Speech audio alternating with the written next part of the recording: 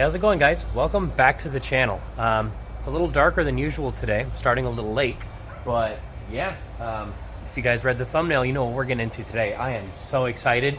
This angle kit is serious. This is not, I mean, I was gonna say this is not your entry-level angle kit, but it's sort of based in it. GK Tech sells a bolt-on angle kit that is pretty budget friendly, and basically they sell lower control arms and a knuckle that's a full replacement, as well as upper control arms that all work together, and you can install them one by one and continue using the car while using each piece. So basically what that means is if you want to order the bolt-on angle kit first, you can do that and then go drift and have fun with that, and then buy the lower control arms, put those on, run the car, have fun, and then come back, buy the knuckle, run the car, come back and buy the upper control arm.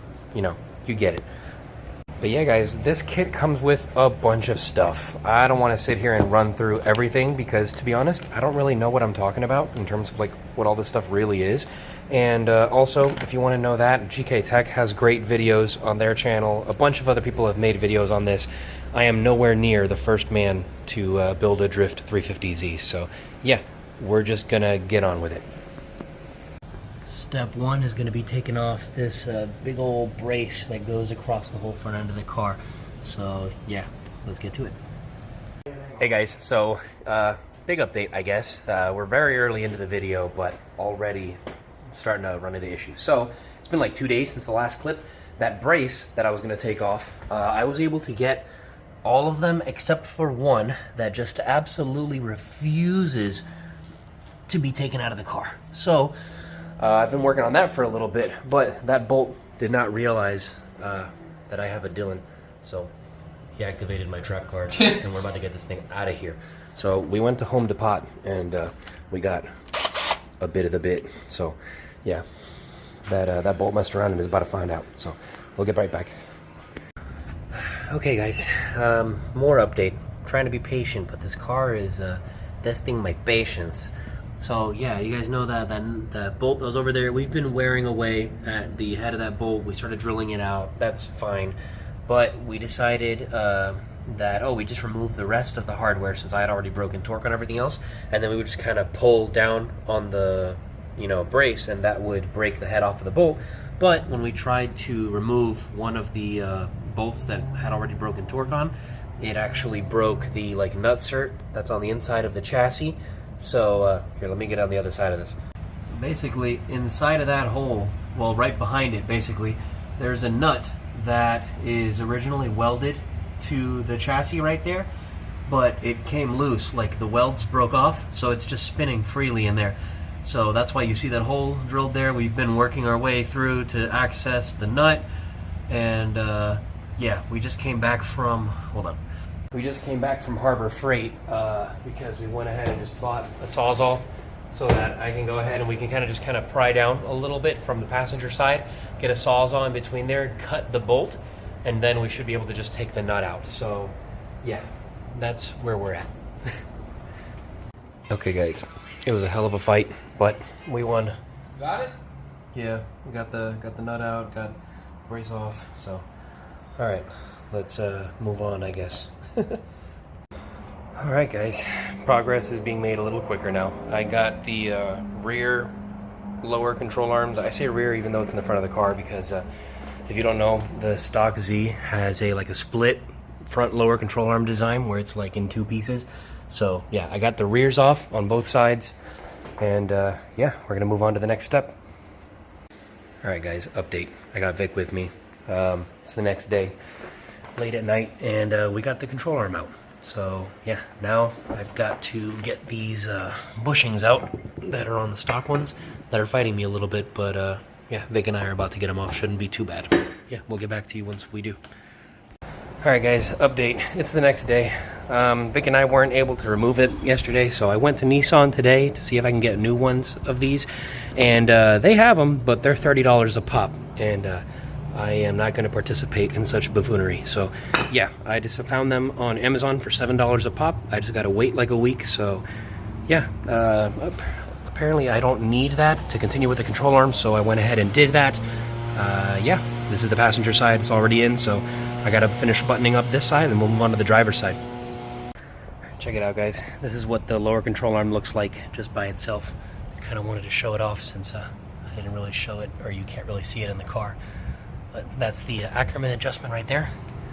So there's like that inner piece, the threads that kind of moves that piece in or out, which makes the whole lower control arm stick, you know, like out or in to move the wheel out. There's the lock stops, super simple, just washers and a bolt. Got different sway bar adjustments. There's where the coilover goes. Yeah, all kinds of adjustment. Super nice piece. But all right, let's get this on the driver's side. Okay, guys, check it out. They're in there on both sides. Everything is bolted in, nothing is torqued down. But yeah, everything is there, so pretty stoked. Everything looks pretty cool. But yeah, in other news, one of the pieces I was missing when I first got this car was this trim piece, and I secured this from Dennis at Keys Cruisers like 2 months ago, and this, like, the gauges weren't secured to the trim piece, but I just found some pieces of hardware that happen to fit perfectly, so I don't think there's anything holding me back from installing this. I think I'm gonna give it a shot. Okay, so I got it to sit in place, but I don't really know how to secure it. Oh god. So yeah, I guess I'll figure that out. But yeah, I guess for now we'll just wait around until the piece comes in for the angle kit and we can continue that. Or until I figure this out, whichever one comes first. Hey guys, so it's been a few days. It's not Friday yet, which is the day where the part's gonna get here, but I do have another part to put on the car. I was able to speak to Adrian, I believe his name was, from Beast Coast, another drift team here in Florida, and he was able to get me a bash bar that he used to have in his car, and he gave it to me for a great deal. Check this thing out. This thing is exactly what I was looking for. These things are like $300, almost $400 online, and I got it from him for way less than that. So yeah, very much thanks to him. But yeah, he even gave it to me with the hardware, so let's see if we can get this thing in the car. Alright guys, check it out. I had, well, those top two actually worked in terms of the hardware that Adrian, I think his name was, gave me. But those bottom two, only one of the two that he gave me worked, but luckily I was able to source the other one from my garage, so yeah, we're good. This thing is in there, good and tight. So yeah, I guess back to waiting for that part, or until I have something else to tell you. Okay, bye. Hey guys, so I'm back. It's been like a week and a half maybe. It's the new year already, so happy new year. But yeah, the new bushings came in that I was waiting on, and I already tried them. They fit. Super stoked on that. What else? Yeah, I also realized that there was something I installed wrong, the sway bar end link. There is a like washer or like a bushing spacer kind of thing that needs to go on there that I didn't realize, so I got to go back and put that on. So yeah, I am going to go ahead and fix the sway bar end link stuff, and then go ahead and continue with the angle kit installation. Alrighty guys, went ahead and fixed what I needed to fix and replaced what I needed to replace, and I already removed the tie rod, or at least from the knuckle on both sides, but the next thing I have to do is actually remove the tie rod end from the tie rod, but I'm realizing that it's going to be way easier to do that with it attached to the knuckle, so I'm going to reattach it just enough to hold on to it so that I can break torque on this and get the tie rods off. Guys, hold on, I just had a bit of an epiphany. I actually just broke torque on this one on the passenger side, and once I did that, I was like, okay, now I'll be able to break it free from the tie rod, and then, oh, I realized I'm going to replace the entire tie rod. I got new tie rods and new tie rod ends, so I can just remove this whole thing as an assembly. I don't have to break it free from the tie rod, so yeah, I think I'm going to do that. I'm going to move forward with removing the dust boot and trying to remove the tie rod assembly. Okay, just like that, the control arms are out, or the tie rods, I mean. But I'm realizing that I have a little bit of an error in my ways. Remember, I didn't remove these because I was going to take this whole assembly out. Well, I need these boots, at least if I want to, protect the grease that's in here from any contaminants. And in order to remove this boot, I have to remove the end here. So, yeah. There is spots on the actual tie rod and the tie rod end to get like wrenches on, so I should be able to do it outside of the car, but probably would have been easier on the car. Oh well, lesson learned. Alrighty, broke torque on them both. I already got the first boot off. So yeah, these new tie rods are, yeah, I think they're the tie rods. They're longer than the OEM ones, and obviously they're new, so should take more of a beating. But yeah, just allows for more adjustability and length because the new control arm is longer. So yeah, just kind of evens things out. All right, I'm also going to be installing a rack spacer, or I guess tie rod spacer, that kind of brings these out as well. So yeah, a lot of space. Okay guys, so I've got the whole passenger side in as far as the tie rod assembly. Well, I mean, I guess I'm missing the tie rod end, but I'm a little worried because this whole assembly is like really long. I got the extended tie rods as well as the tie rod spacers. Both of these were recommended on the GK Tag website when I was kind of building out the kit, and it seems like both of them just kind of add adjustability to the kit, and neither is necessary, but both only help each other. So yeah, it should work, but yeah, I'm a little worried that it might be too long, so I'm gonna put it together, but yeah, just I guess in case I told you so. Hey guys, so like 2 days have passed and there have been some developments. So for sure, this whole setup right here is way too long. These adjustable tie rods are for the like complete setup with the knuckle and the upper control arm and stuff. I don't need them to be that long. In fact, they are too long for me to even adjust the car properly. So to prove that theory, or to test it rather, I did the stock setup on the driver's side, and I mean everything was able to bolt up. It's a lot better than the other side. However, I'm a little worried that it's like now too short and that I don't have enough adjustment, because you're supposed to have a minimum of 15 threads of engagement on either side for it to be like safe, you know what I mean? And as you can see, this is where I started, right? That nut, and I have expanded it to where it is right now. And to be honest, I don't know how much of this was in there to begin with on either side. So I'm a little bit worried, as you can see from how much I've adjusted so far, that, it won't be 15 threads. And this is a lot of toe out still right now. As you can see, the wheel is centered. I suppose there is a variable of whether my rack is completely centered with the steering wheel, but I'm pretty sure it's like very close.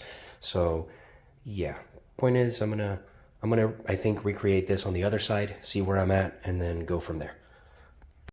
Hey guys, it's been a couple days. I'm sweaty, a little tired, and let me see, I want to make this update a bit concise. Like I said, I think I said, it's been a few days.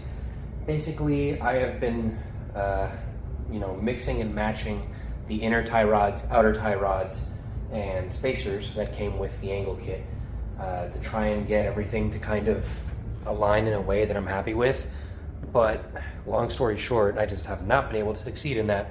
So, a couple of things. One, I think that I just need to torque everything down and get it on the ground, and then maybe start messing with it. Some of you more experienced guys might be like, duh, but leave me alone. And two, I think that this caster adjustment on both sides might be at its absolute minimum, which might be affecting the amount of like travel that this whole assembly has. So basically, I am trying to torque everything down to its final spec, and then adjust the caster to where it's kind of like OEM at least, and then put on this brace, put on the wheels, and put the car down on some ramps, see what the alignment looks like. Sorry, I know that's a lot of word salad, but be grateful. I just saved you like, what, 4 days of like filming? So yeah, all right, let's get to it. Okay guys, everything is torqued down. I went ahead and made adjustments to the caster that I wanted to make, and went ahead and messed with the alignment some more. I think it made it a little better, but it's not completely fixed. But I'm not going to get down on my luck yet. I'm going to wait till the wheels are, well, the car's on the ground. So speaking of which, I got to get the wheels off of Ratchet because as you can see, all these are kind of burned up. So I need tires with PSI that I can get equal spec on both sides to kind of do the alignment with. And those are the front tires on Ratchet. So I got to get those. Okay guys, I've got the wheels on both sides, and I am noticing a couple of things. One, that it's a little bit better than it was when it was in the air, so definitely putting it on the ground made a difference. But it's still not enough. Also, I'm noticing that the car does not have much camber at all, and because I'm using stock upper control arms, the way that I adjust camber with this kit is going to be extending the lower control arm out. And doing that should help me with my, not reaching lock issue. So, yeah, I think I'm going to do that in the morning. I'm kind of tired and it's late. So, yeah, we'll get back to it in the morning. Okay guys, it's been a couple days. I need to wrap up this video, man. This is getting crazy. So I've got the car on the ground, and long story short, there are maybe like 4 or 5 adjustments I need to make. There is so much adjustability in this kit that, yeah, you need to use it. But yeah, basically, I'm going to lift the car up again. I'm going to, I think, drop the ride height in the front. I'm going to add more camber by giving it more track width over there. I think I am going to change the Ackerman as well. So yeah, a couple of things, but at least the car's on the ground. We're making progress. Okay, we'll get back once I am happy with it. All right, guys, it's been another few days. We're not going to talk about it. Let me explain the issue that I'm having. So basically, as you can see, I have toe out quite a bit on this side and on this side. Now, right now, the way that it's aligned with the wheel, the rack should be centered. I know this, or at least I think I know this, only because it travels equal distance on both sides when I go from lock to lock. Now, the issue I've been having is I have the lock stops on the lower control arm set to the angle that I'm happy with in terms of, the amount of angle that the car is going to get at lock. Now, when the car is set to that point, or at least the outer tie rods, and I center the wheel, this is how much toe out I have on both sides. Now, the issue is that if I were to extend the tie rods to make the wheel straight, they won't reach the lock stops and give me the desired amount of angle that I want. So I've been trying to work around this as much as possible, and to no avail. So I've been racking my head at different stuff that I can adjust and ways that I can change the geometry to fix this, but I have come to the conclusion that I think that I would need the aftermarket knuckles that are a part of this kit in order to access the full angle. I believe that the rack travel and the point at which the outer tie rod connects to the knuckle is my limitation. So I think that I just need to center my wheels, and whatever angle is whatever angle I get. I'll set the lock stops so that I at least am not just sitting on rack limiter all the time. And yeah, that'll be the angle that I get. So a little sad, only because I was hoping to get the full range that is on the lower control arms, but you win some, you lose some. All right, that's enough talking. Let's get to it. All right, guys. I can keep messing around with this all day. I think I'm gonna call it here for the install. So here's the reveal. Wow, a 350Z. You can see how much camber I got. I've still got some toe out. I think this is gonna be okay. Like, cause I want some toe out. I just can't have, a ridiculous amount. I mean, it's not like I'm gonna be street driving this thing, so I don't have to worry about tire wear, I don't think, but I am happy with that, I think, for now. Check that out here. Let's check it out in here. But yeah, pretty close. So let me show you what lock to lock looks like.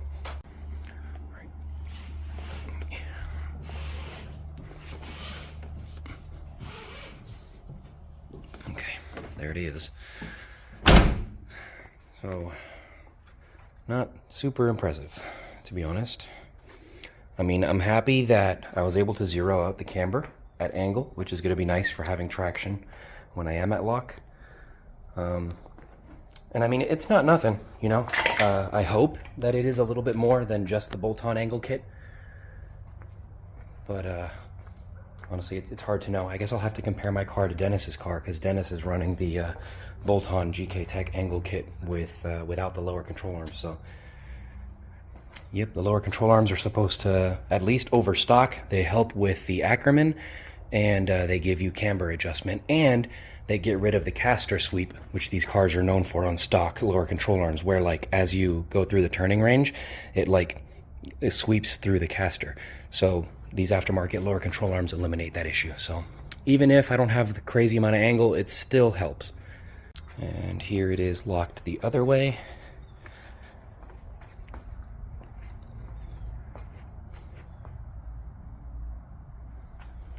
So yeah, it's not nothing, you know. It's definitely some angle. I'm hoping it's enough to not make me feel like I'm lacking. I just don't want to feel a big difference in angle between that car and this car. I want to feel like I'm upgrading, you know, not just in power. I want to make sure that the steering feels right, and you know, I'm not being held back by my car. But yeah, guys, I haven't edited this, so I'm not sure how long the video is going to be, but it's been like over a month since I started making this video, so it might be kind of long. Thank you for sticking around. Sorry if it was a little boring, but yeah, if you haven't already, guys, please consider subscribing. Maybe like the video, leave a comment. I want to make this a little educational, right? I want people who click on this video to kind of get help with working on their stuff. So if you can, leave a comment letting me know how I can improve in doing this. I mean, I was mostly just focused on doing the job this whole time, but I would like to improve as a YouTuber and as maybe an educator. I don't know. But yeah, guys, as always, thank you so much, and I'll see you guys next time. Bye.